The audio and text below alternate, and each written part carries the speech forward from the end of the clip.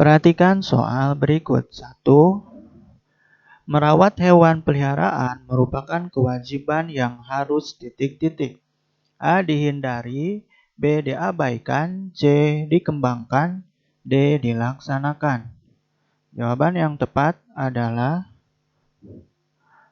D. Dilaksanakan.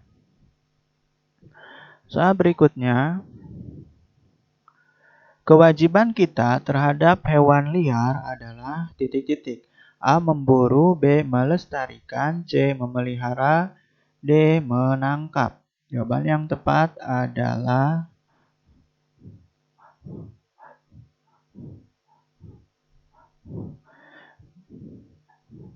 B. Melestarikan.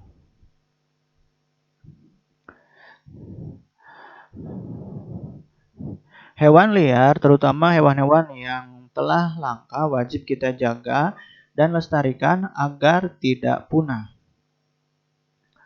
Soal berikutnya, hewan peliharaan berikut yang tidak bau merupakan manfaat melaksanakan kewajiban titik-titik.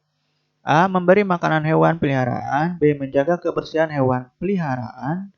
C. Membersihkan kandang hewan peliharaan. D. Mengobati hewan peliharaan yang sakit. Jawaban yang betul adalah B. Menjaga kebersihan hewan peliharaan. Hewan peliharaan bersih dan tidak bau karena kita melaksanakan kewajiban menjaga kebersihan hewan peliharaan. Sedangkan untuk jawaban A, C, dan D bukan kewajiban yang memberi dampak hewan peliharaan menjadi bersih. Soal berikutnya, perhatikan topik wawancara di bawah ini. Topik wawancara habitat hewan. Kalimat pertanyaan wawancara yang sesuai dengan topik wawancara di atas adalah A. Apa kamu memelihara domba? B. Bagaimana perkembangbiakan udang? C. Apa fungsi antena pada kupu-kupu? D. Di mana habitat penyu? Nah, di sini jawaban yang tepat adalah D. Di mana habitat penyu? Kalimat pertanyaan wawancara yang sesuai dengan topik wawancara adalah kalimat D. Di mana habitat penyu?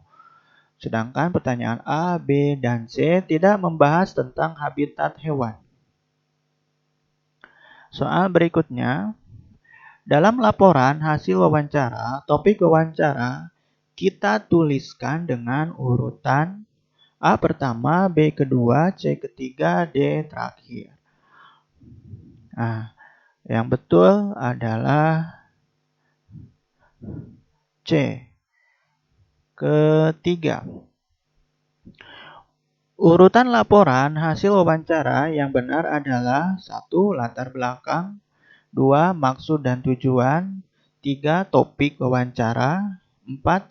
Waktu dan tempat kegiatan, 5. Laporan hasil, 6. Kesimpulan. Itulah urutan laporan hasil wawancara. Nah, berarti jawabannya adalah C, ketiga. Soal berikutnya, percakapan yang dilakukan oleh dua pihak untuk mendapat keterangan suatu hal disebut titik-titik. A. Reportase, B. Berita, C. Wawancara, D. Dialog. Jawaban yang tepat adalah C. Wawancara. Wawancara bertujuan untuk mendapatkan informasi atau keterangan tentang suatu hal.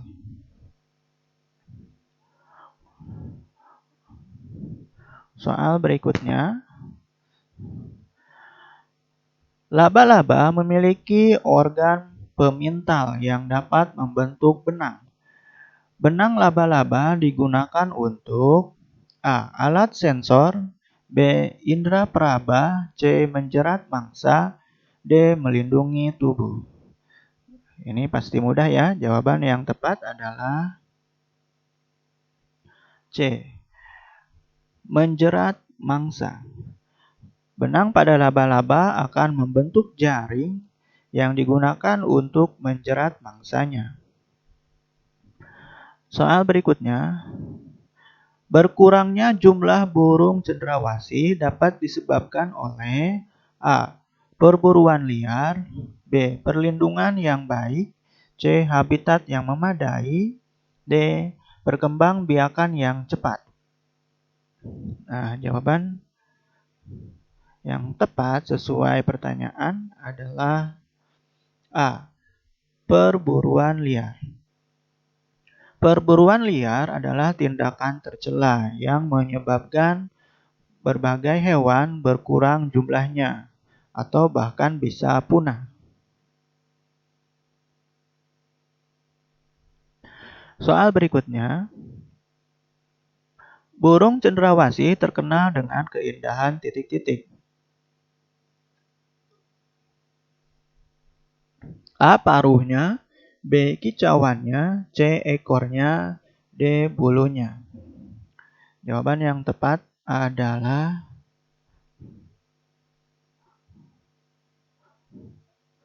D. Bulunya yang sangat indah.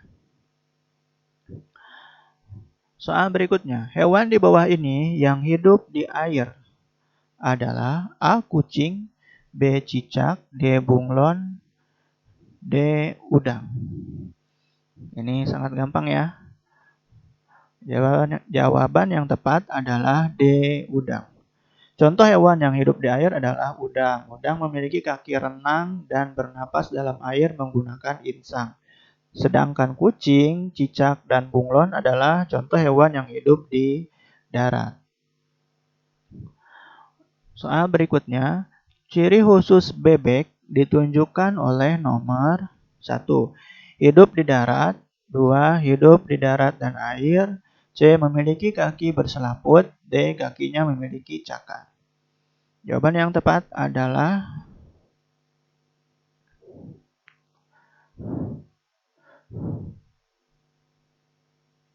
D. 2 dan 3. Hidup di darat dan air, memiliki kaki berselaput.